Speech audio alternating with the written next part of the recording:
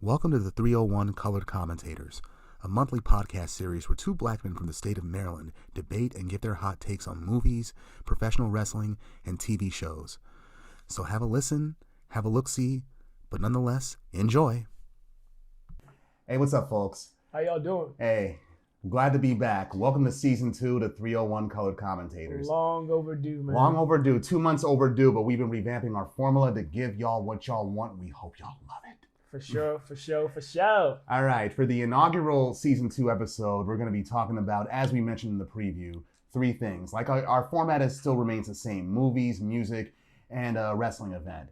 Yep. And this time around, we're going to be talking about The Passion of the Christ, the 2004 film, the inaugural Royal Rumble from 1989, and finally, the Season 4 of the Netflix series, You. Yep. Yeah, but before we get into it, what's up? I just got to give you some flowers, dog. I appreciate you. It's ironic that we're getting into a second season, but funny enough, we met. So I moved to the United States in '96, and we met, funny enough, by working together on a project. Yeah, back then. Samosa period. Yeah. Social studies. And like our friendship grew from there. And I just want to let you know, dog, I'm like humbled and honored to be able to do this with you. Not taking it for granted. I love it. It was your idea. It is what it is. But like on and off this thing, like I really appreciate you as a brother. You're definitely one of the brightest people I know. And yeah, let's go ahead and I do something? Nah, dog. I just gotta let you. I have to let you know before we get into the season. And with all that said, let this melanin make some magic, dog. No doubt. Thank you, brother. Thank you. For sure. Let's go. All right. So a few current events. For me personally, the UConn men's basketball team. That's my school. They won a few nights back. Number 5, like that robot from Short Circuit. Number Johnny 5. I go over here and give him his props, and he spews his nonsense. Nonsense? hey! I wanted the Maryland girls to win, but well, look what happened there. Shout out to Lady Terps, man. Love always. Lady Terps and Angel Reese from LSU. She's a Balmer. Shout out to Angel Reese and LSU. Mm-hmm. The ring, baby. Oh yeah, Let's go. Can't see me. Let's go. And also the music. What music? You still rocking to your Afrobeats, fam? You already know, man. All word? My man Davido just released the album called Timeless. Mm-hmm. Shit, it's fire.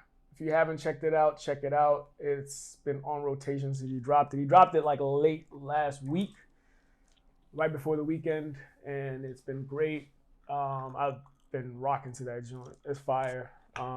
Definitely put a timeless piece of work, pun intended. I've been listening to him, my man Don Toliver as well. I know Don Toliver. That's my guy. As I mentioned, I think I mentioned him a few times last season. He dropped the album when we were actually in Panama. Oh. Yeah, it's called Love Sick.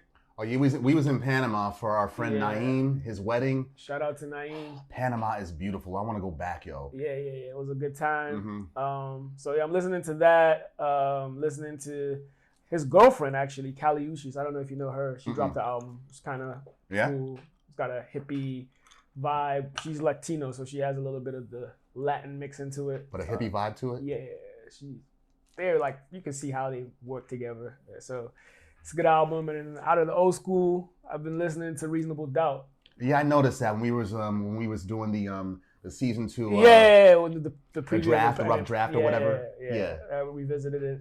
This classic, my man Hove. Let me ask you: is there a difference between the apart from the lettering on the cover of the original Reasonable Doubt and the re-release from '98? I've never actually really paid attention. I know they did that with Biggie with the Ready to Die. Yeah. So I don't know.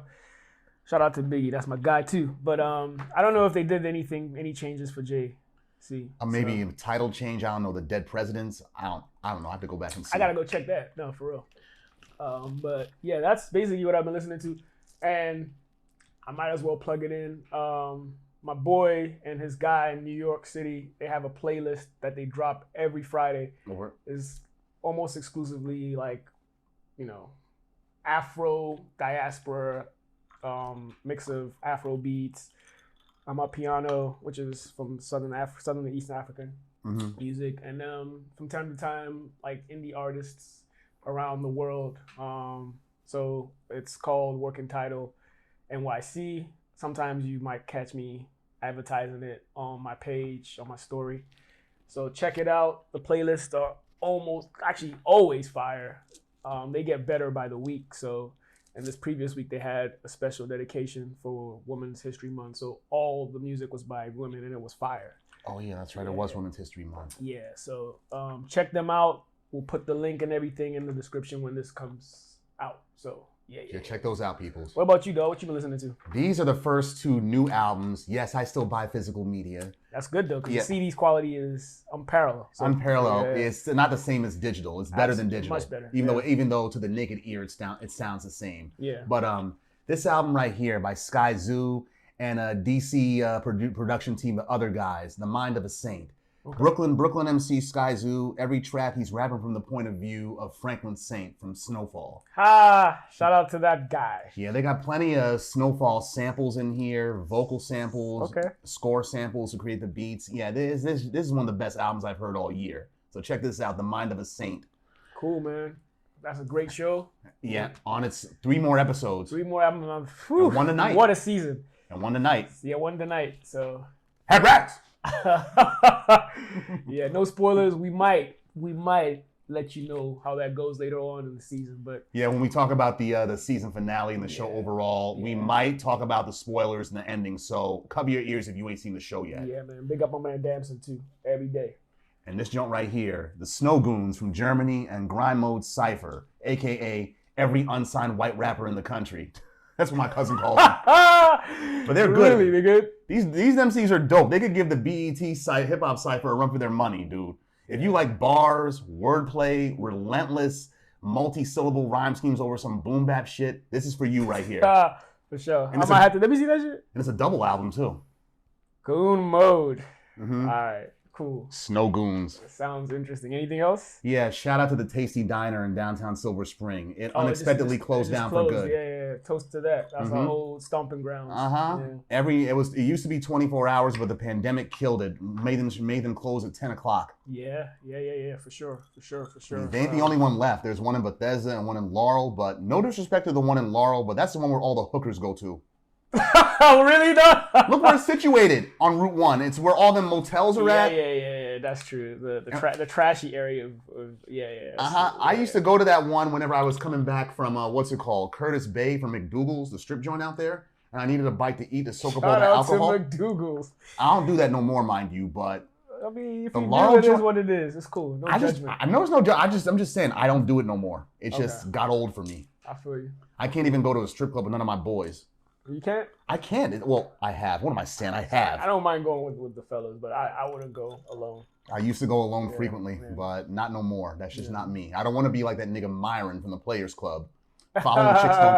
I don't understand, Diamond. I always make sure you get home safe. Yeah. I spend a lot of money on you, and you act like you don't know I exist. Nigga, don't be a simp. Funny guy, man. But yeah.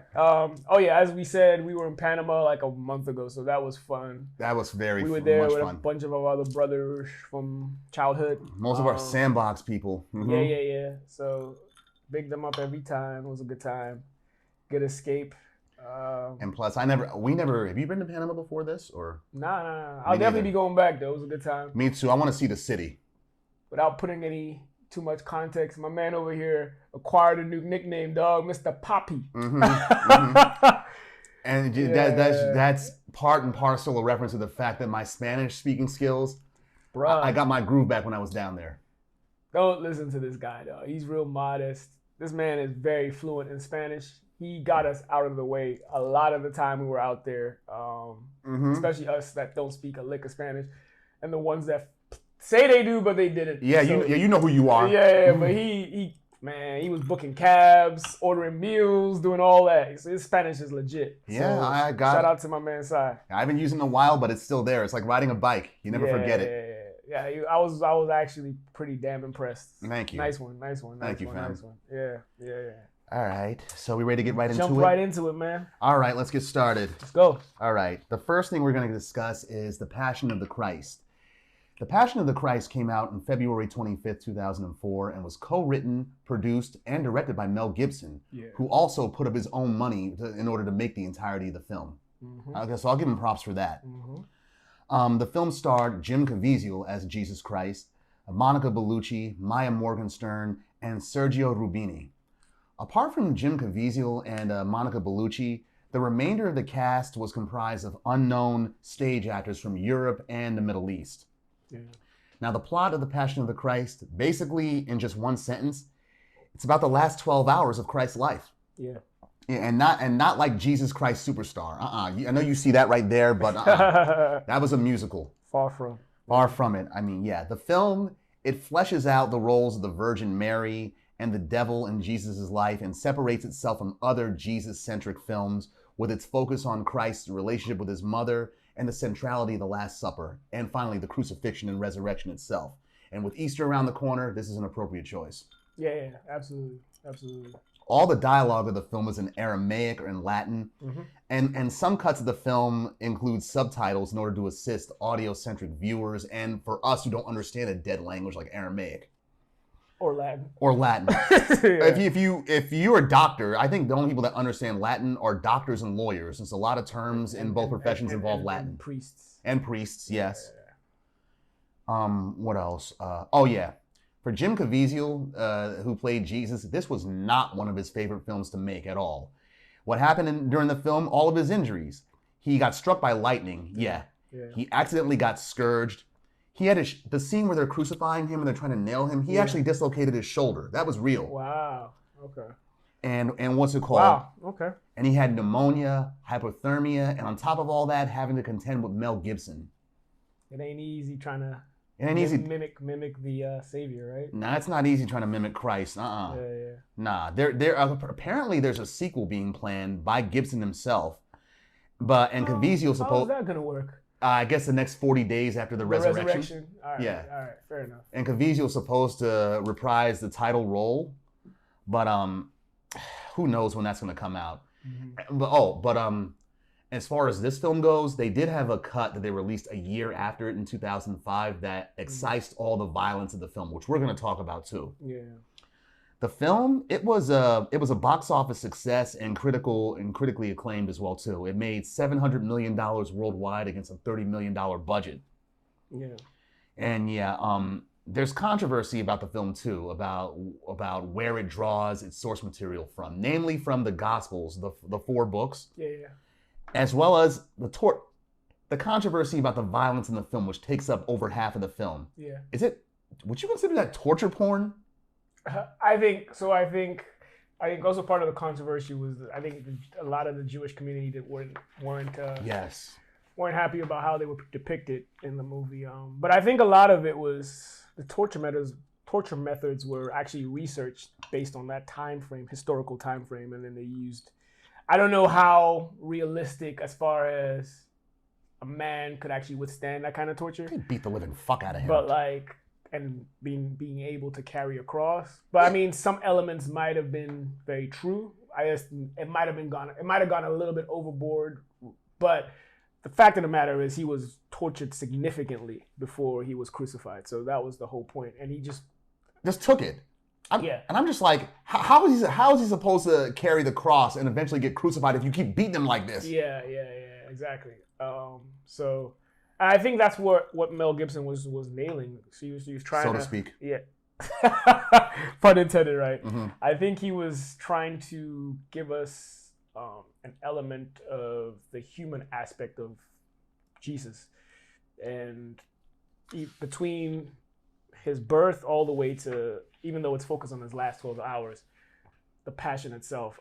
Because a lot of times I'm Christian, so I can kind of talk on it, but we're systematically taught the faith, and because we're systematically taught the faith, a lot of the real elements of it are overlooked or skipped, like the human element. People, go ahead. People focus, and I used to go to church from the ages of 13 to 22. Yeah. Right, and a lot of the focus that I learned, that I saw even in a Presbyterian church, was they focus more on the divinity of Jesus. Exactly. Right, they forget that he was also a man. Exactly. I mean, albeit a perfect man, but he still experienced what we feel. Exactly. Like, he felt temptation. Yeah.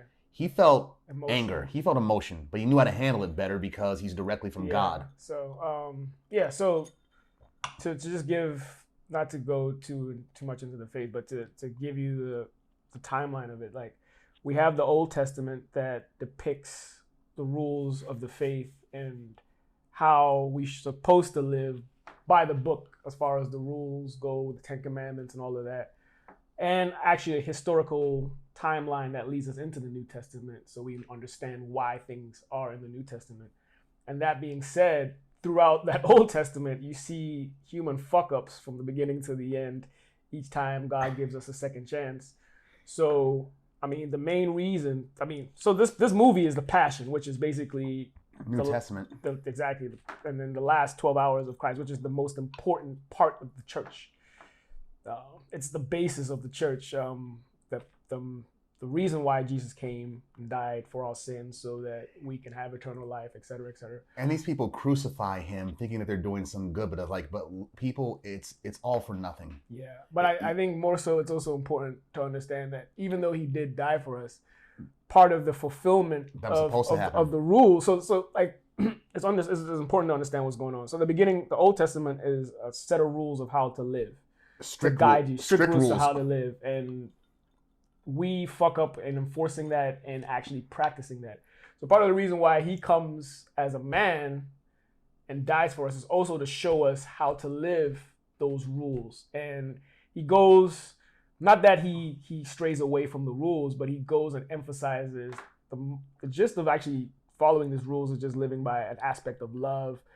Don't be a dick. Exactly, and being an example as opposed to like don't just talk about it. Yeah, just being as far as it's about being an example as opposed to being judgmental and pointing the finger all the time. And this is how it's supposed to be. And when you're being an example, don't just do it to show off. Exactly. Yeah, it's all predicated on humility. Right. Like I've seen guys who go on a date with a girl before and they want to show off how sensitive they are by giving money to a homeless guy on the street when they otherwise never would. Yeah. Yeah. So I think that was what Mel was driving. And also, like, back to my whole point about it being the human element, like, because we're systematically taught this faith, like you say, we're always focused on the divinity aspect. But in reality, the importance is a relationship, and the relationship aspect is closer than that whole Jesus and God is up here and we're down here. It's very much close. Because with his disciples, he talked with his boys. We are also made in his image. So a lot of the things that we are very godly. We're not God, of course, but there is a connection based on that that we always overlook. So he is closer to us than he is distant, and I think that's what he's trying to. Yeah, the bridge is a lot closer than we are taught in that systematic, element. Right. Yeah. I mean, in church, it's like they do try to like give like instill a certain fear in you about that a little bit at times. Exactly. Like, but Christ didn't come here to scare us. He came here to give us a boost. Yeah. It's less predicated on faith, more indulged in love. Yeah. The message is what counts. That's really what it is. The message is what counts, but people fucked it up. I mean, I haven't been to church since I was 22 years old. Not consistently at all.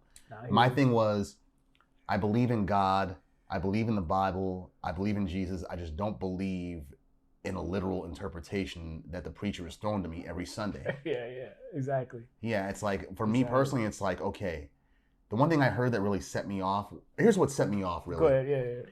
There's this one thing in the Bible, this one passage in there where a rich man, he goes to Christ and says, "Good master, what must I do to inherit the kingdom of heaven?" Yeah. And Jesus is like, "Why do you call me good? Only God's good."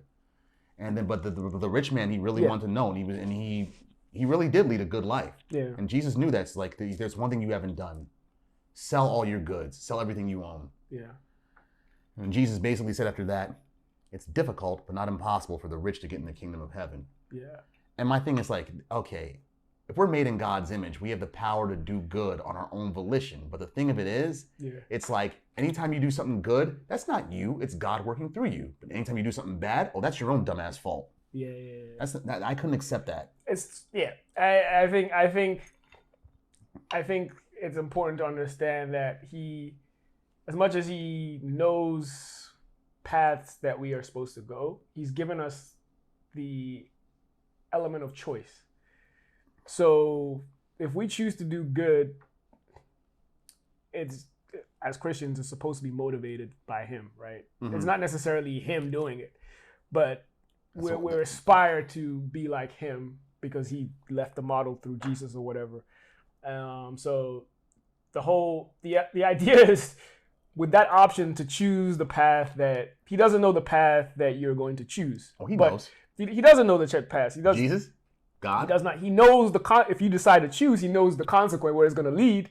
But he's left that decision for you to choose. Otherwise, you just be a robot if he knows what you're going to choose. You get what I'm saying? I think an omniscient God knows everything before it happens. Even like, for example, in the Garden of Eden, after they ate from the tree of knowledge, and God's like, Adam, where are you at? Like, you know where he's at. You just want to hear. You just want to hear him say it. Yeah, of course. I mean, but he still gave them that option. Yeah. To either you eat the apple, or he gave them the full warning, don't eat the apple, or this is going to happen. But he always gives us that element to choose. That is what makes us the individual. What you mean without surprises? Yeah, but he knows if we choose this path, this is what's going to happen. He already knows what's going to happen. But he gives us the option. That is the whole element of you picking which side you want to go, and at the end of it, you're going to be judged. Yeah, okay. Otherwise, it's a joke. If he knows, okay, this is what he's gonna do, then what's the point of judging? That's why there are so many atheists. There's an element of an option where you as an individual has to choose what you want to do, basically. Choice, free reign, free choice. Yeah. But not to get too far off the actual movie. There also as he is being prepared for crucifixion, there are elements of reflection of things that he did prior to, flashbacks. So like even there was a scene where he's being beaten in the midst of the Jews, and literally a few days, like on Palm Sunday, he arrives in Jerusalem being heralded as a king by the same people. And a couple of days later, he's getting beaten to death, and they're cheering for it. See, that's what Christ's life was, basically, a life of persecution and eventual crucifixion at the hands of the very people he was sent to help. Yeah. So, and then I think it's pretty cool, like how Mel kind of put everything together. Like the movie starts at the Garden of Gethsemane, where he's praying so hard that he's bleeding, and the whole aspect for that is right again depicting the human aspect of Jesus, because he's scared. He was scared to death of what's going to happen. I mean, he knows that he was sent to Earth on a suicide mission, but the human part of him is like, God, I don't want to die. Yeah, I don't want to die. I don't want to die. If you can make this go away, please do. But exactly. If it's your will that I die, then fuck it, so be it. Exactly. So he's depicting that, and also like certain elements, like he has built relationships with people that he loves, his disciples, his mom, other people that follow him, and he's gonna have to leave them. So these things are what is hurting him. It's like the human part of him. I know this scares me. Yeah. I don't want to die, even though I know I'm gonna be back 3 days later. Right. But still, it's like, still scary. It's still scary as a human. So I think that's what Mel was, aiming for, and like he was locked in, because even in that, obviously, whenever you're scared and you're having second thoughts, there's always temptation of picking the other side. Right. And that's where he injects the devil in that same scene. And crushes the snake. To kind of illustrate that he's locked in. And that scene, the scene in the garden at night, when he's praying so hard that he's sweating blood, and then Lucifer comes out. Lucifer is portrayed as a woman in this film. Is it? Rosalind something. It's an Italian actress. Oh, so I just thought it was... I mean, deliberately androgynous? Yes, because there's no eyebrows, there's no facial hair. Yeah, that's a woman. But he still looks like a guy. But I think Mel was very strategic about how he did that, because I think he picked a woman so that the features are a lot softer. Yeah. And you can't really decipher if it's a man or a woman, because there's literally no facial hair at all. Especially when Lucifer's holding that baby that looks like an old man. Yeah, exactly. But that whole scene in the garden, like anytime Lucifer appears in this film, looking at the camera or Jesus, for example, it's like, has elements of like a psychological, spiritual horror. Yeah. That's what it felt like at times. Yeah, absolutely. It does have ominous portenses about it, and it's like it does veer towards darker areas. Yeah, and I don't even know, is Mel Gibson a Catholic? I don't know. because he definitely emphasizes like the Virgin Mary a lot. He ain't Jewish. Yeah, obviously, because they don't like him. Nah. But yeah, I think he again the human element of mother son or parent child is very much depicted in her, because we overlook the fact that her son is about to die and she's seeing this. Yeah. So she's having flashbacks of raising him. And the scene where he made her, using his carpentry skills, he made her the chairs. Yes. And she's amazed at the height of the table in relation to the chairs. Yeah. And he says, "These tall chairs."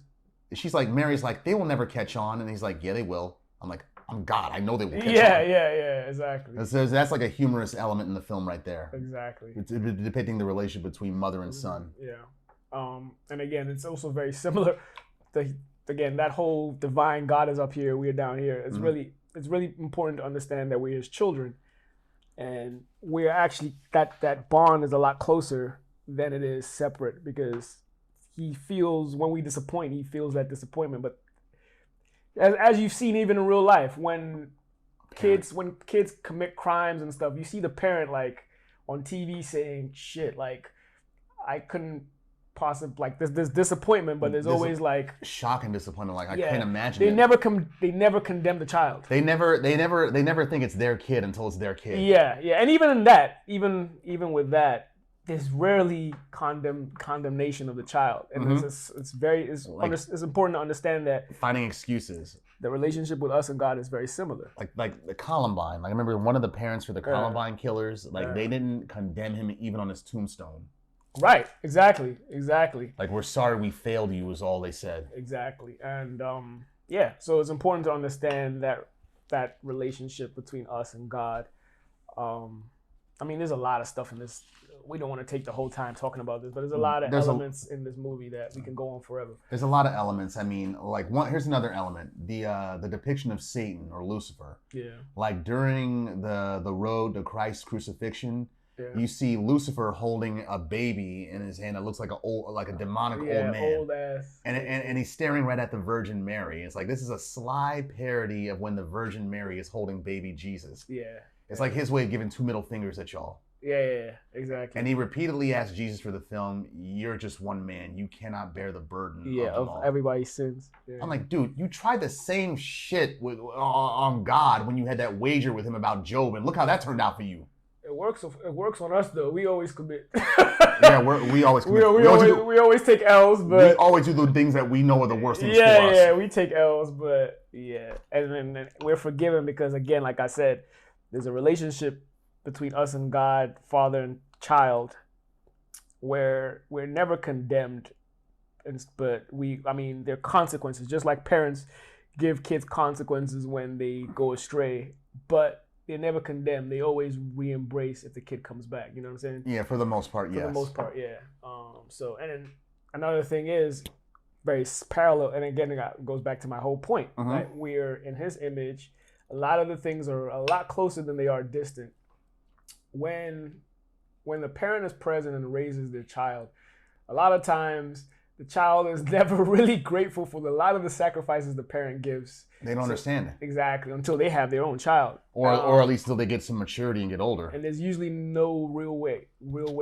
I'm talking about parents that are really present, you know what I'm saying? Okay. So there's no real way of repaying that parent back, because we actually take a lot of the shit for granted until we have our own children. And a lot of that is also the same with God. A lot of the stuff that he does for us, we take for granted. But at the same time, it's like an unspoken deal. Yeah, exactly. No, it is. It's like, we raised you, so you owe us, but you don't owe us. Yeah. More so, we owe him. But it is what it is.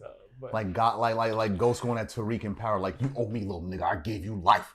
It's bigger than that, but yeah, I feel you. I feel you. Shout out to Power, dog. But yeah, anything specific that you like about this movie? Okay, when I saw it back when I was a junior in college, I saw it with the Campus Crusade for Christ at my school. Yeah. And some of them were in tears at the end of the film. Me, I was amazed at the depiction, but at the same time, I'm like, this was some of the most violent shit I've ever seen in a film. Hella violent, bro. Like for over an hour, Violent. they beat the living fuck out of him. They dislocate his shoulder, nail him. Hella violent. And that was Mel Gibson's hands that they were showing being nailed. Oh, it was his. Oh, yeah. okay. I didn't know that. And it's like I see what you went through, but I'm not even mad at you. I'm just mad at humanity for being so damn stupid.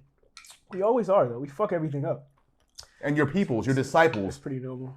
And your disciples. The only person that was with his mother the entire time was what, Peter? Peter, yeah. Yeah, Peter was with Virgin Mary and Mary Magdalene the whole time, when all the other disciples either abandoned him or denied him flat out. Peter did too. Three times. Yeah, he was ashamed of it. He was ashamed. That's probably why he stuck around. Yeah. And but he ended up being the founder of the church. Yeah, he did. And St. Peter right at the gates of heaven. Yeah. There's depictions. Judas Iscariot. It's like he committed suicide in the film. Yeah. I mean, as was depicted in the Bible. Yeah. But it's like like he regrets it right afterwards. Seeing shit. Like, what's it called? I want to give the money back. Take I want to your give the money coins. back. No. If you think you condemned an innocent man, nigga, that's on you. Keep the money. They actually took the money and they used it for some graveyard. Yeah, they took the money and then just left Judas to his own devices. Yeah, use it for like a graveyard for foreigners. I forget what it's called, but there's a graveyard for foreigners that they use the pieces to help. Sidebar: in the film Dracula 2000, they said Dracula's origin is that he is Judas Iscariot. Yeah, that's right. I remember that. Shout out to horror movie fanatics. Yeah, that was actually the best Dracula depiction I've seen.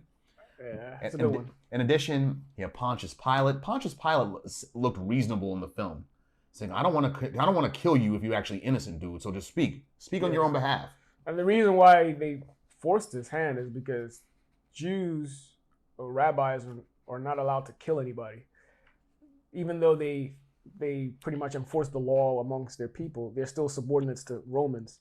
So the Romans have to give you a green light to be able to kill. So that's why they brought him to him. And when he was like, he hasn't done anything wrong. What's he done? Show me some proof. So they guilted him by saying, this guy is saying he's God, which means he's higher than Caesar. Yeah. So he got a little scared that, okay, if I let this guy go and they say... How's it going to make me look? Yeah, how's it going to make me look? And they say what he say is, and he creates a rebellion, I'm going to suffer the consequence. So he was like, all right, mark him.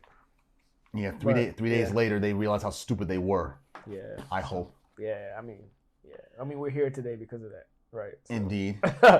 And also, looking at it comparing it to another film, Martin Scorsese's The Last Temptation of Christ, which came out in '88. And I don't know if I ever saw that. I know about it. I never think I saw it. Willem Dafoe, he played Jesus in that film. Okay. Yeah, that was a film that focused on Christ's humanity. Like, what's it called? Okay, he was divine. He's from God, but he's also a human being. Yeah. Like, let's take a look at his relationship with Mary Magdalene, for example. Yeah, exactly. Like, I know he felt some temptation to get with her, and whether or not he did get with her, who knows? I mean, and it goes back to my point. We're so systematically taught about the faith, but I mean, Jesus was human, so he definitely had interest in a significant other. This nigga turned water into wine. Yeah, I mean, so he felt that emotion too. He felt temptation. He got. I hope y'all aren't offended, but Jesus got a heart on. I mean, yeah, he's a man, dog. He's a man, but never acted on it. Yeah, so if that was the woman that he was into, it's only natural. Yeah, it's only natural. There was definitely some temptation to get with. And he probably had relationships with women, but it wasn't depicted. It wasn't. Yeah, exactly. It's like he experienced everything man did, but it never yielded to temptation. Yeah, absolutely. So yeah, he's supposed to be. He's basically the blueprint of how we should live as Christians, as opposed. So yeah, the fulfillment of the law, which we fucked up in trying to enforce and enact. Enforce and interpret. Interpret and enact. So he just said, okay, I'm here. I'm going to show you how it's done. Follow my example. And we still fuck up because we still do a lot of shit that we were doing in the Old Testament. We do. Today. So if you actually look at how he lived, he never condemned nobody. He was never judgmental. He was always about, all right, you fucked up. Get up and try again. Another thing in comparison to Last Temptation of Christ, the relationship with his mother. Yeah. And the temptation in that one, yeah. In this one, it's like when he's on the road to being the disciple, finally, like after the whole 40 days and 40 nights in the desert, when he's like, okay, I know my plan now. Yeah. They show one thing in the film where it's like Jesus, his Virgin Mary's his mother trying to call out to him. Yeah. Come out to me, Jesus. I have no mother. My mother and father are the people that walk with me, who walk with me on my road. They did that, and then she just sitting there left in tears. Oh yeah. Like a literal interpretation. Yeah. I mean, but even in the Bible, there are elements where he conflicts or contradicts, or seemingly contradicts based on the interpretation of. No, but he always. What happens is he would put his foot down, or he'd say like the time he got missing and they found him in the temple. He's at my father's house, and so. But he would, at the end of the day, he would remind them why he's here, but he'd still obey and go with them. Right, yeah. Even in the time where he resurrected Lazarus, when Lazarus dies, because Mary's sister is pissed off because he's not around. He's dead for like 3 days. So they're like, if he was around, he could have saved him. So you could have just imagine it as in a human element. Like you come from preaching somewhere, you come in, they're like, yo, Lazarus is dead. Where the fuck were you? You should have been here to help him. And they're all like, coming like, they're all poking him like, yo, you should have been here. So he actually gets pissed. Okay, watch this all y'all. Watch this. He actually gets pissed. And then it wasn't until his mom comes and she's like, yo. What gives? What's up, man? Yeah. Like, all right. Watch this all y'all. Yeah, exactly. Resurrection Boulevard, bitch. Exactly. But he always says something. He always says something to them to remind them, yo, I'm here for a greater purpose. Yeah. But then, out of the emotion of the love that he has for his family members, he goes and resurrects Lazarus. So there's always a human element in every single portion of his life, but we always overlook that shit. That's what I'm saying, yeah. Yeah, always overlook that shit. He's just as much of a man as me. Another time it was the temple where they've changed the temple into a market. Yeah. And he gets pissed off and he goes and throws all their fucking kiosks and stuff. Like, this is my father's house. Exactly. Like the element of rage and anger. Yeah. It's there. It's present. Yeah. So I've seen that before. Yeah. I mean, but yeah, I think we've been on this joint for a minute, but let's continue, and then we'll wrap up in a bit. All right. Yeah. Okay. I mean, it's a deep thing. So it is a deep thing. So yeah. All right. The next up is Royal Rumble of 1989.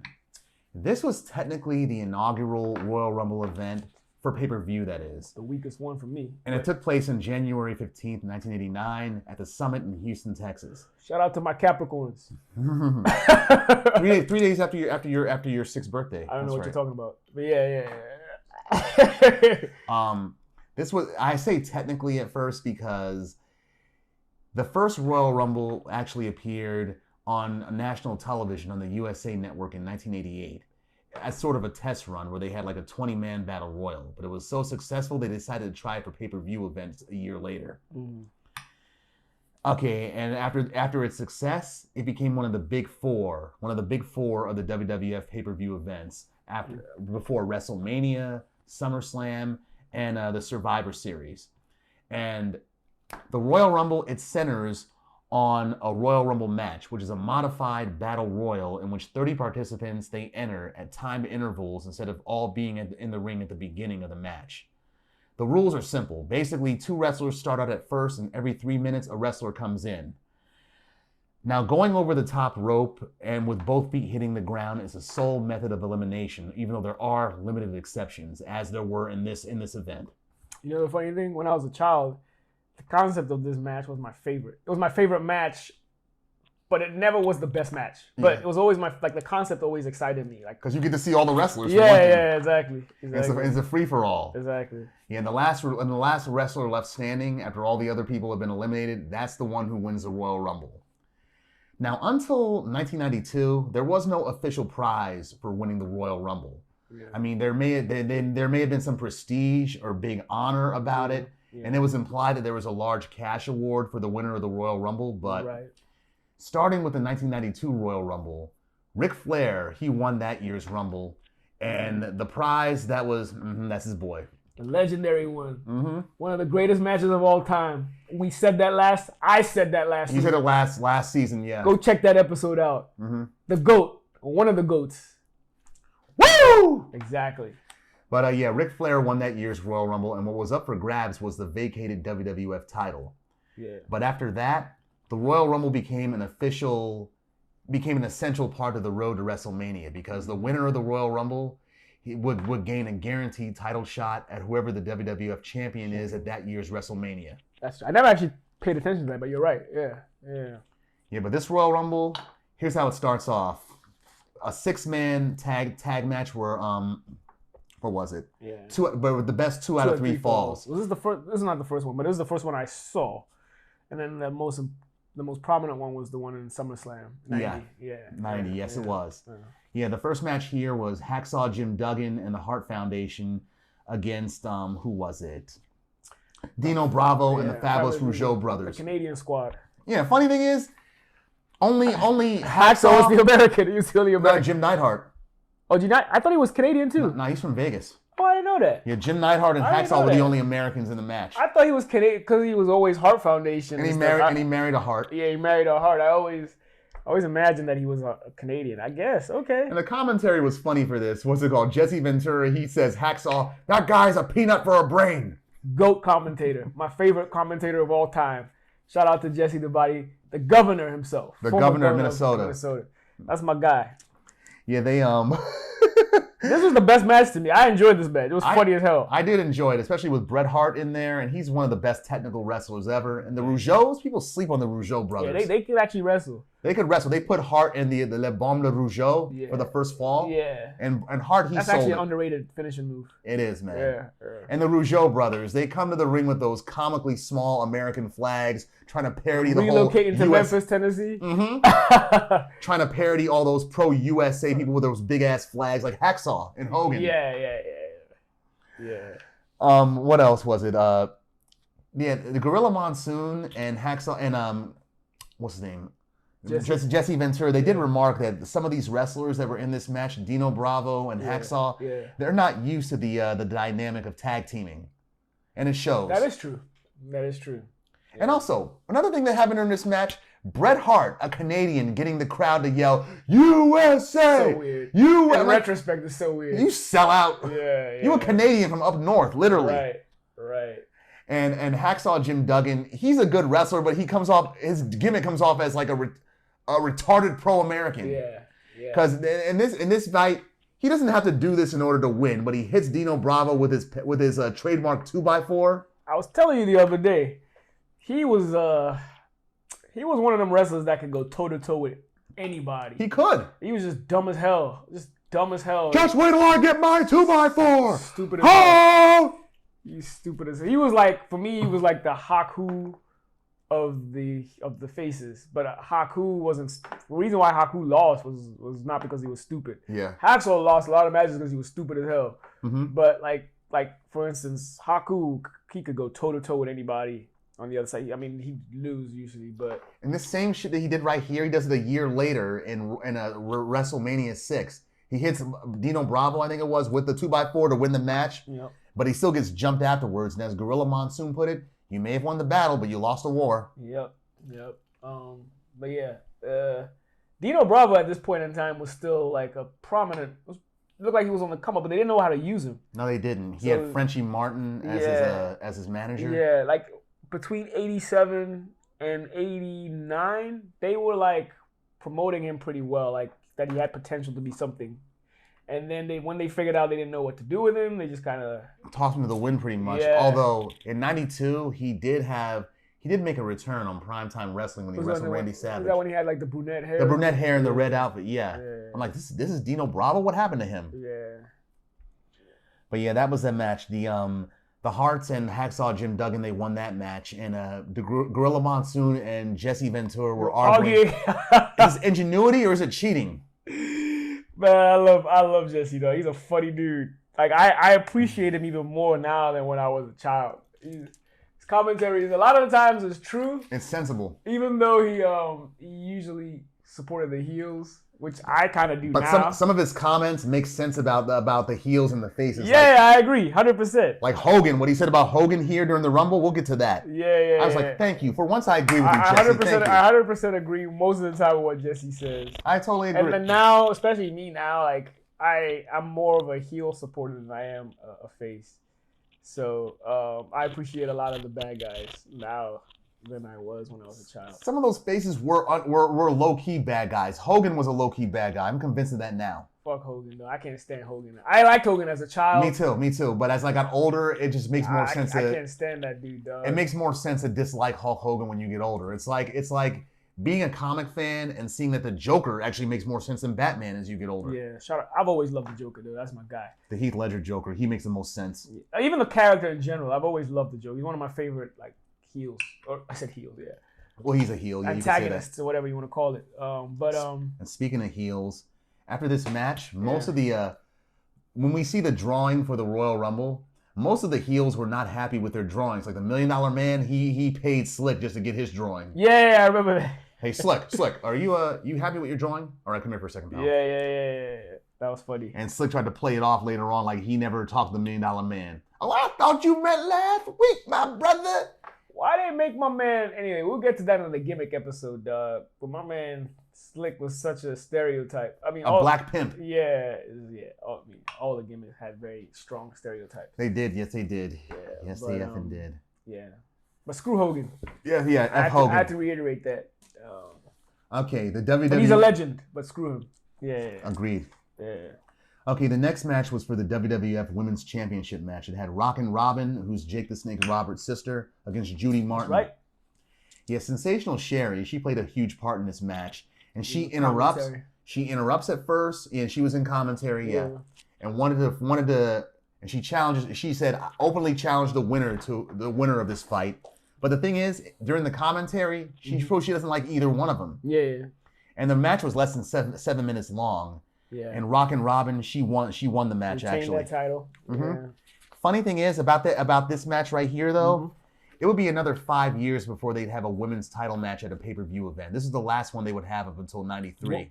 Who was that when Alundra Blaze came back? Yeah, Alundra Blaze. Yeah, when she came back, that's when Who did she win the title off? Or I forget who. Was there a tournament for that or something? I forget, but I remember she had the title in '93 and '94, and she was the only prominent female wrestler that I remember. I remember Bertha Faye came out of nowhere and whooped her ass. Bertha Faye? Yeah, it's like a big teddy bear type of gimmick. She was big as hell. I remember she beat Alundra Blaze's ass one time. Alundra Blaze. Shout out to Medusa. Yeah, Medusa. That's how I knew her first from WCW.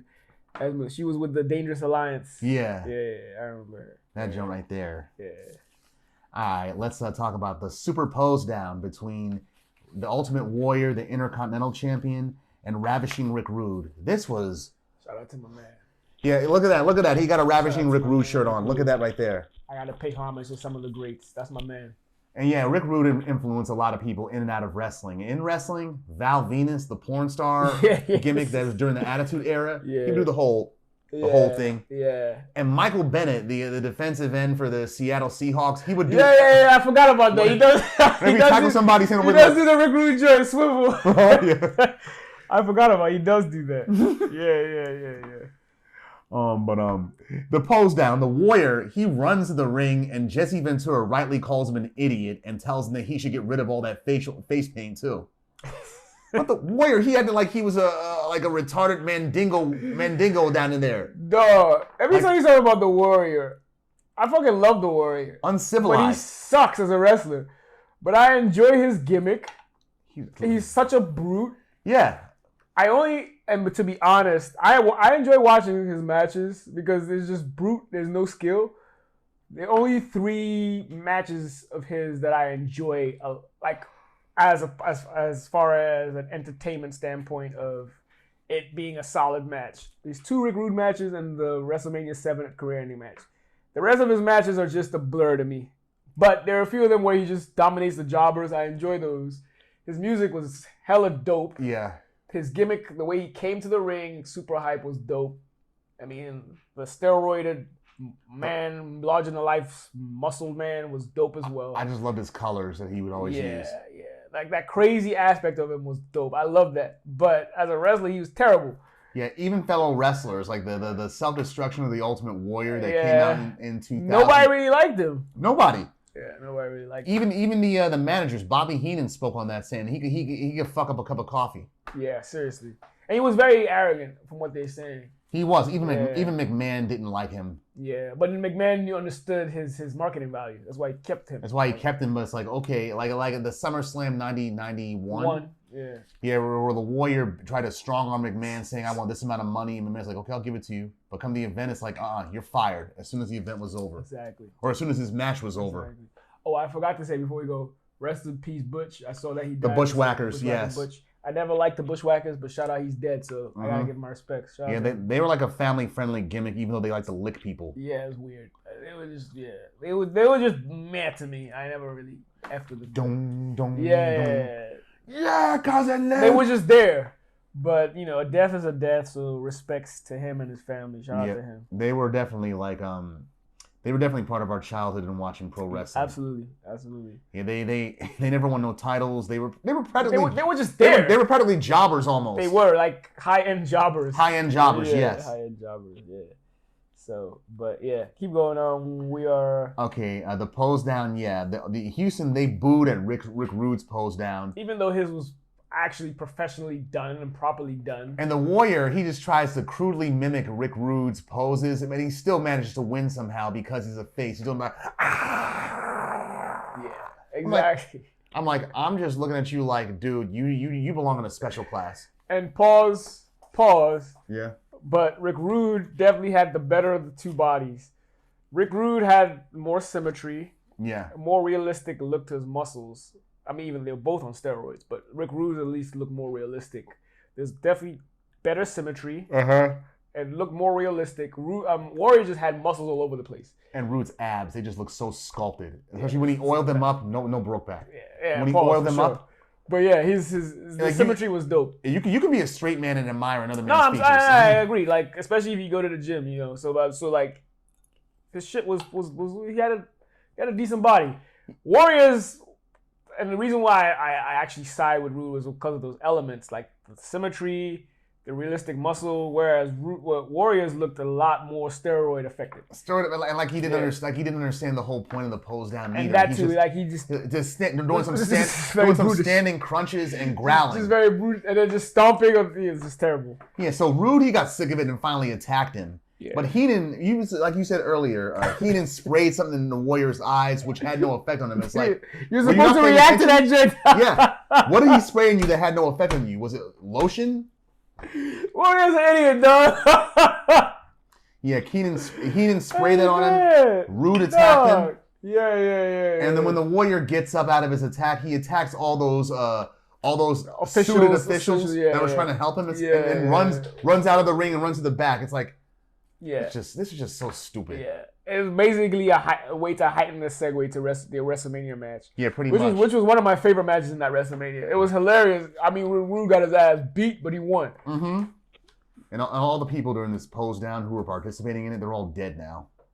Yeah. Mm-hmm. Yeah. R.I.P. Even the Fink, yeah. Yeah. Rest in peace to all of them, man. And next up, we talk about the King in the Ring match between King Haku and the former King, Harley Race. Yeah, Jesse Ventura, during the commentary, he does some like foreshadowing. He's like, maybe I ought to run for king. I'm like, you become king of the state eventually. Yeah, he becomes the governor. He's like a very liberal hippie. Yeah, he is a hippie. Yeah, he's very much a hippie. And he's a G because he was a former Navy SEAL. Yeah, that's true. To get into that, you gotta be. And he was you gotta be a G. And he was in Predator. He was Predator Running Man as well. Mm-hmm. He was, And even Demolition Man, he was in there. He was a cameo. Yeah, he was. Yeah. That's right. Yeah. But this match right here, there's plenty of headbutts. And you notice that the theme music for the King is always generic. Haku has it. Yes. Jerry the King Lawler had it. They all had the same. Dun, dun, dun, dun, that one. That joint. Yeah, I remember. And Haku wins the match when he catches Harley Race with a reverse thrust kick. Wins fair and square. No cheating. Yeah, no cheating. Despite being managed by Heenan. And they were saying during the match, who do you think Heenan's going to go with when the match ends? Whoever wins and has the money. And clearly in the match, he was definitely cheering for both of them. Whoever had the upper hand, he was cheering for. Yeah, he was. Yeah, but as soon as Haku won, it's like, fuck you, nigga. I'm going with you. Yeah. Shout out to Haku, man. Like, Meng, one of the toughest dudes ever in pro wrestling. Like off wrestling, he's so respected. He's badass. Even Macho Man said one time he would have Rick Rude and Haku to watch his back when he go to a bar. Yeah, because they're both badass. Haku, The stories I heard about him. Me too. Yeah, he's a tough dude. You know them Samoans and Fijians and Tongans. They're no joke. They got some unlimited natural manpower, and he used to whoop a lot.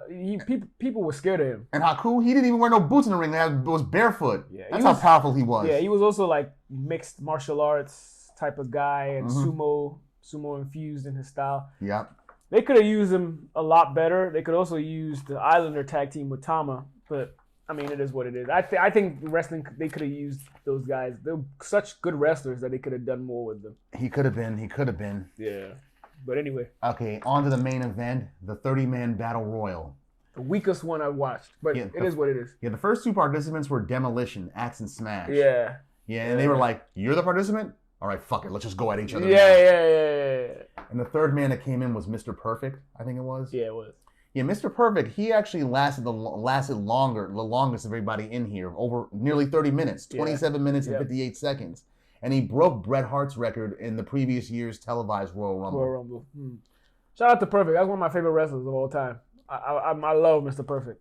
Yeah, that's the one thing I love about the Royal Rumble. It's a free-for-all where all these wrestlers who, or otherwise don't got shit to do with one another, they're fighting each other to eliminate them. Yeah. Like I see Shawn Michaels wrestling Mr. Perfect in this event. Yeah, that's another great. Yes, and who had the shortest time in here? Bushwhacker, right? No, the Warlord. Which one was that was 91 when the Bushwhacker comes in and gets right back out in like 5 seconds. Right, the Warlord was shorter, like 2 seconds. Oh wow! As soon as he gets in, Hogan eliminates him. I see. Oh yeah. Oh, speaking of Hogan, during the preview before the Royal Rumble event itself, Hogan is being interviewed and he's pretty much trolling Macho Man. Yeah, we're partners, but I'm still called the champ, brother. I'm like, you ain't the champ, so shut the fuck up. These were tough times for me. Because I knew everybody knows Randy Savage is my favorite wrestler of all time. Mine too. And mine too. He was the heavyweight champ, and his reign was dope. Over a year. Yeah, it was a fire, and this was the beginning of the end. So I mean, they say Survivor Series '88, where you can start to see the mega powers coming apart. That's right. It's correct. That is accurate. But the seeds get planted. The seeds are germinating here. Here, exactly. Exactly. For example, when the Macho Man, when he came in to wrestle, right? Yeah. He came in with his bandana and his sunglasses still on. Didn't even bother to take them off. Yeah. Right. And Hogan, he eliminates the Brainbusters, both of them, the Warlord, Bad News Brown, and then the Macho Man back to back. Yeah. And when Macho Man got eliminated, he got heated because of that. Yeah. He was ready to fight Hogan until Miss Elizabeth came down Yeah. and basically had them shake hands to settle the dispute. Yeah. But I'm like, Hogan, I mean, it's every man for himself, but really, you're the biggest wrestler in the company, and you basically give everybody a reason to hate you. Yep, he did the same thing the following year with the Warrior. Yeah, he did. Oh, he eliminated the Warrior? He did. And there was just them two in the ring that was left, right? So there was a point where there was just them two. Mm-hmm. And they started doing the crisscross. Yeah, this is within that 2 minutes before the next participant comes in. But then later on, when more participants come in, he kind of comes from behind and throws him out with a bunch of other people. Kind of like how he did with Savage. Mm-hmm. Fuck Hogan. The Twin Towers, they enter right after Savage gets eliminated. They come in back to back. Yeah, whoop on Hogan. And that was Ted DiBiase's deal with them. He basically switched his spot with them. With them. Mm-hmm. Yeah, that makes sense. The Twin Towers. Hogan out? Was it the Twin Towers? The Twin Towers eliminated Hogan. Good. And this is what I was talking about earlier about Jesse Ventura calling out the faces. Like, Hogan, you're a sore loser. Go back. You got eliminated. Like, thank you. Yeah. What you pulling people out for? He does that shit all the time. He did this shit with Sid Justice too. Yeah. And Sid rightly eliminated him. Yeah. Sid's elimination of Hogan was legit. Hogan was sore. So was this. Exactly. Hogan was a sore loser. Man. Yeah. I'm like, just get out the ring, man. And he pulls the boss man out twice to the point where the boss man pretty much follows him back to the stage, to the back. Like, dude, you're still in. Yeah. And like I said earlier, there's limited exceptions to being eliminated, to eliminating yourself. Yeah. Andre the Giant, he eliminated himself here because Jake the Snake, who was previously with eliminated, the snake coming came back with Damien, and that scared Andre, who had a feud with Jake at the time. Yeah, scared him to the point where he ran out of the ring. Yeah, I remember that. Like, nigga, you ain't Indiana Jones. You bigger than that snake. You can crush it. Exactly. Crush a joint like Jesus in the garden. Yeah. Shout out to the Passion. Mm-hmm. Jesus. put that foot to the head. Yeah, they did. Yeah, he did. Yeah. And Big John Studd, he was number 27. And check this out, though. That dude was a pause. He was a big motherfucker. He was a big dude. Big dude. And this is the beginning of lucky number 27 because that would produce 4 more winners. Really? For people who came in at entry 27, yeah. that would four people who came in that won the Royal Rumble. Was Hogan one of them? In Nah. 1991? Nah. Who else was there? Shawn Michaels was one. Oh, I remember that. But he won back-to-back one year. I remember that. He did. Yeah, in the 90s, I remember that. Yeah. But then in 2022, both numbers 28 and 30 would catch up. And 30, that would surpass everybody because the 30th entry would have 5 winners by the end of this year. I was about to say, I don't even remember why didn't any of the 30s. By the time the 30s started to win, I think I'd stopped watching. So. Mm-hmm. But yeah, this was the weakest one. But keep going. I think John Studd ended up. Well, yeah, Big John Studd. He ended up winning. Yeah. Ted DiBiase was the runner-up. Yeah. What else was there? Yeah, and Big John Studd, he only had 12 minutes and 21 seconds in the ring. Yeah. What else was it? Yeah, after Big John Studd won, Virgil tried attacking him, but to no avail. Yeah, of course. Mm-hmm. Yeah. Yeah, this was a pivotal event in the breakup of the Mega Powers, as they would break up before the next pay-per-view event, WrestleMania 5. Andre the Giant and Jake the Snake Roberts continued their feud. Yeah. With Big John Studd becoming involved eventually as the guest referee in their match at WrestleMania 5. Yeah, I remember that. Yeah, this wasn't the best Royal Rumble. I didn't like it, but it was, I guess it's the inaugural pay-per-view one. Like I said, it was a jump off. Yep, ended up jumping off and, segueing you into WrestleMania, heightening the feuds that need be to sell the up and coming WrestleMania. Right. Yeah, screw Hogan, because this led to the way of him regaining that title. Even though he shouldn't have. And for me, when Savage was the champion, that was like the height of the glory years of WWF. Well, he was a fun champion. He was more fun to watch. But I will say the best era of Macho Man was the Intercontinental heel Macho Man. He was great. He's entertaining either way. He was great. You didn't say either way, but he was great as the heel Intercontinental. His promos, the way he cheated to win, I loved that Macho Man. A lot of people didn't get to watch that because it was like in the late 80s, well, mid to late 80s, so some people didn't catch that era, but that was a great time. The Intercontinental title championship was even more entertaining than the heavyweight because they had a lot. Yeah, they had more competitors. It was like Jake the Snake. Though he never won nothing. No, yeah, he never won. Jake the Snake, Hercules, the Honky Tonk Man, Ricky the Dragon Steamboat. Yes, these were all top wrestlers, all competing for the title. And Savage held it, but then like I said, when Honky Tonk is a GOAT, he won that. He had almost 2 years. He was fighting these guys, cheating, but he was fighting them. Yeah. But that era of Macho Man. His promos back there were great. and what they do with his promos now are funny as hell. I saw one the other day where it's like he's sweating like a whore in church, got that Macho Man orange bandana on. Yeah, Hogan. The promo for 5. And then they reverse it and like it looks like he's constipated from Taco Bell. Yeah.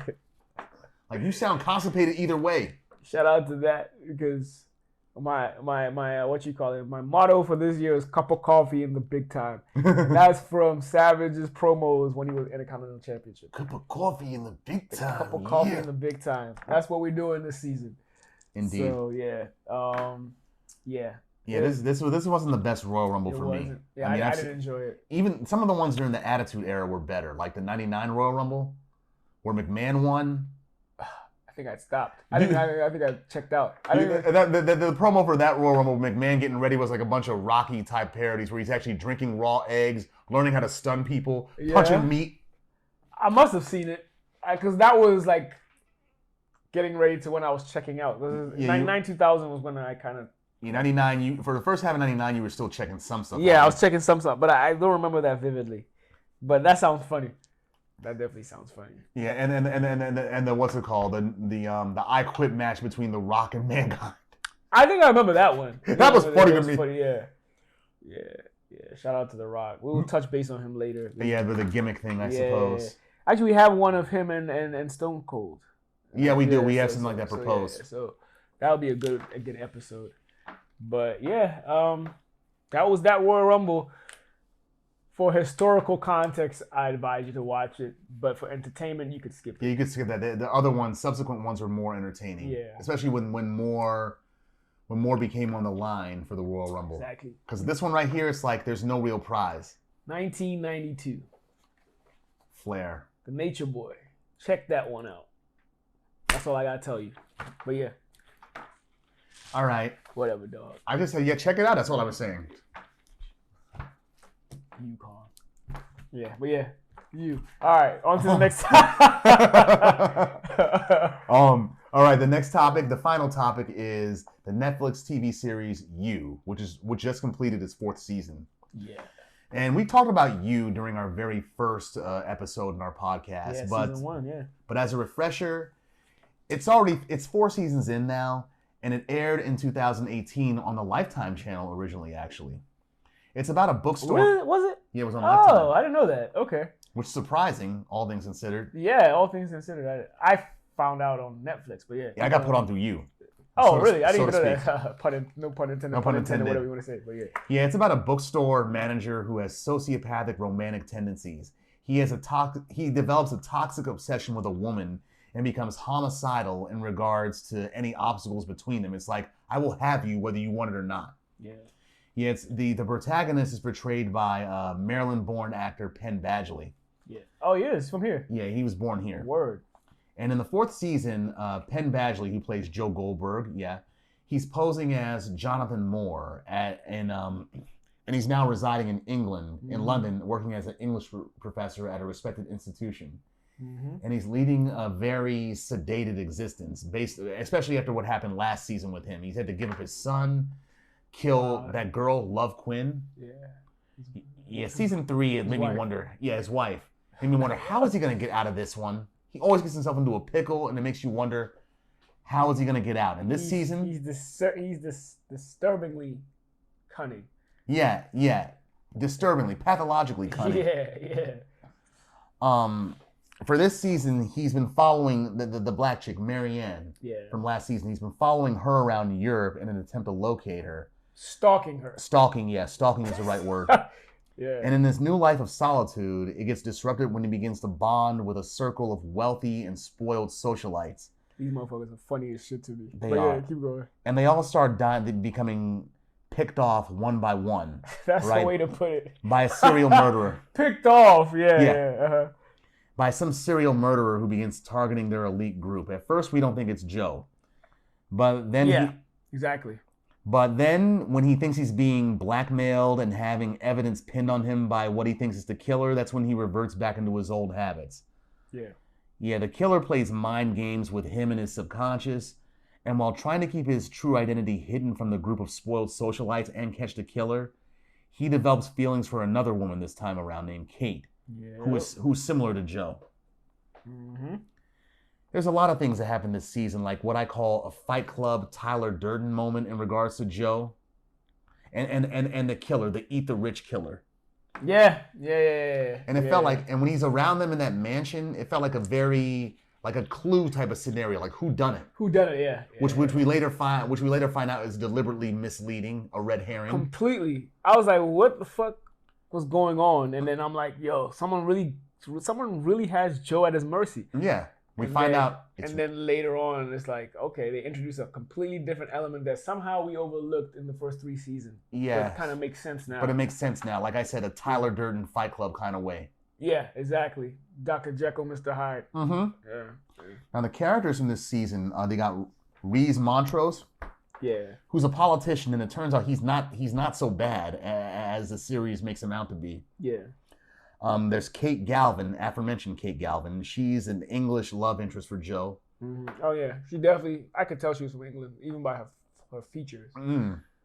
Tom Lockwood, played by Greg Kinnear, that's her controlling father. Yeah. Who's uber rich and tries to micromanage her life and gaslight her into thinking that he needs her in there. Yeah, he's also very... He's an asshole. Yeah. He's an asshole. He's like, she points out, you got 7 kids, but you're the one I always come back to. The rest of them are all fucked up or stupid. He's psychopathic too in his own right. He is. Yeah.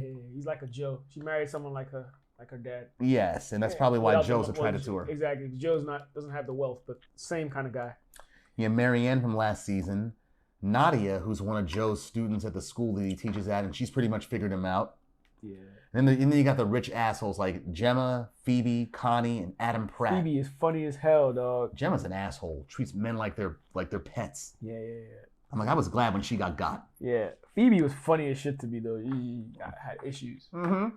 Was Phoebe the one that ended up teaching at that Malaysian school at the end, or was that Connie? I think it was... Wait, Phoebe was the one with that got married to... Adam Pratt, the American. Yeah, the American. And he liked to be, and he likes dominatrixes. Yeah, too, right? Mm-hmm. Yeah, exactly. That guy. Yeah, he all these spoiled Americans is like a parody of like class structure. Kind of reminds me of our high school, but I'm not even gonna go back into that. Yeah. But keep going. Me too. Keep going. To some extent. To some extent. Okay, Joe, he's not a bookstore manager now. He's a book teacher, pretty much, and he's been having to lead a double life as a psychopathic stalker who's obsessed with finding true love, whether said true love wants it or not. But with every new love interest, Joe's crimes slowly but surely escalate into even more serious and heinous territory. This whole series is it's what would happen if all those rom-com movies get taken to their logical and realistic conclusions. Yes. It's kind of disturbing, but it's very realistic in its own right. Like, for example, like the movie Say Anything with a John Cusack and Ione Skye, where Cusack plays Lloyd Dobler and wants the girl of his dreams back by going to her house late at night and blaring a boombox outside of her window. Oh, like, I remember that. That would get you arrested in real life. That's not a romantic gesture. Yeah. Yep. Get the fuck out of here. Yep. Like, all that shit that he's doing in here would and should get Joe arrested. Mm-hmm. Absolutely. But man's got brains. He's smart, yeah. I mean, even though he had a sort of a fucked up childhood, he overcompensates by being crafty and ingenious. Yeah. And the internal dialogue that he has in his head, really, where he's basically mocking the people around him somewhat. Yeah. It's like that's fun to listen to. Yeah. That is fun.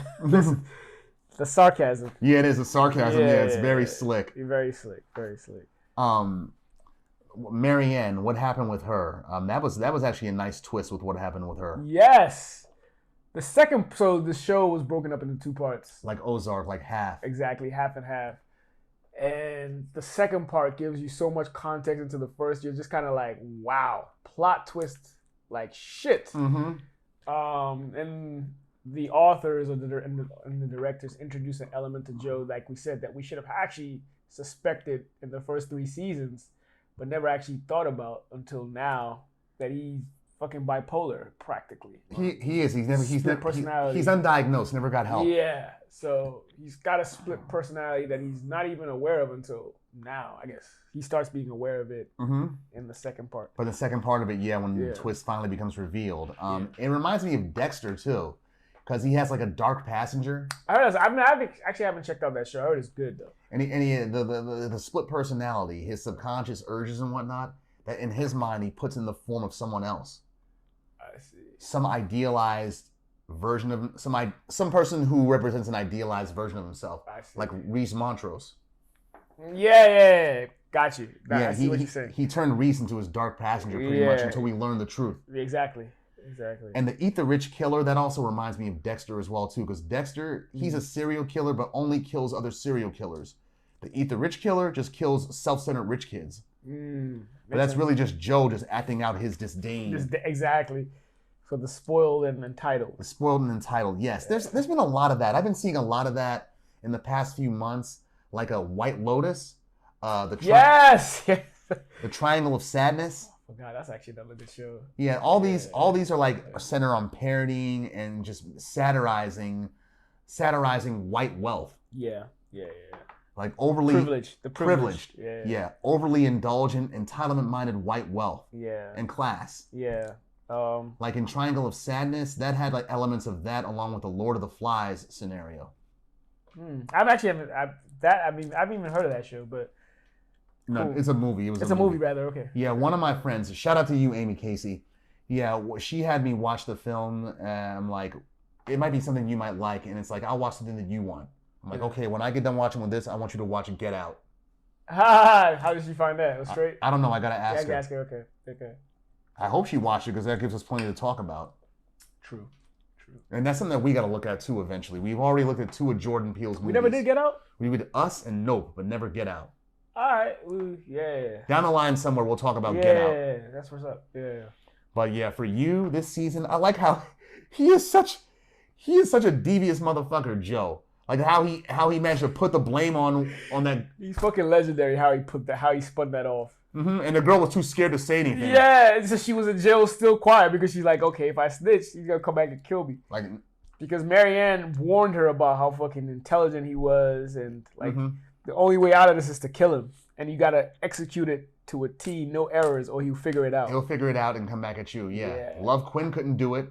Nope. And look what happened with her. Exactly. And she was very much like him. She was also very smart. And the one thing that she did I didn't like was kill that one rich white lady that was next door to Joe. The one that was interested in him. Mm-hmm. Yeah, that was Michaela from McManus from Law and Order SVU. She was one of the ADAs at one point. Okay. I mean, they sleep on her. She's fun to watch. Yeah. I wonder what he means by that. But yeah. I just think she's a good actress. She doesn't get enough.